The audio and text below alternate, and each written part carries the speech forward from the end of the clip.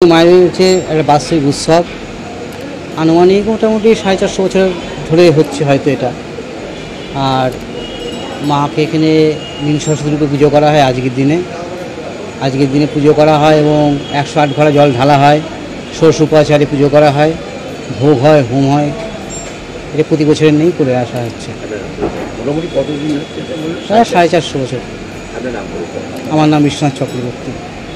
সকাল থেকে পুজো হয়েছে, হোম হয়েছে, 108 ঘোড়া দিয়ে মায়ের অভিষেক হয়েছে সানজল দিয়ে। আর হচ্ছে পুজো পাঠ হয়ে 6:30টার সময় শেষ হয়ে গেছে সব। আজকে মায়ের অভিষেক, এটা প্রতি বৎসরই হয় এই উৎসবটা।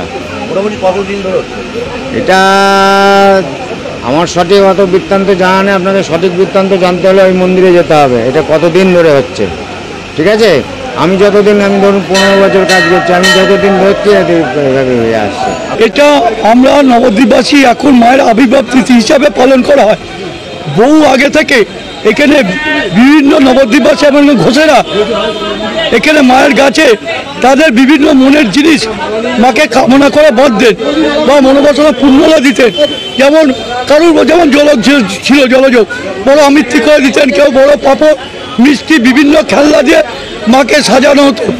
কালক্রমে এটা সকল মানুষের সহযোগিতায় আরও সুন্দরভাবে, সুস্থভাবে, সুন্দর সাজানো গোছানোভাবে মায়ের আবির্ভাব তিথিটা পালন করা হয়।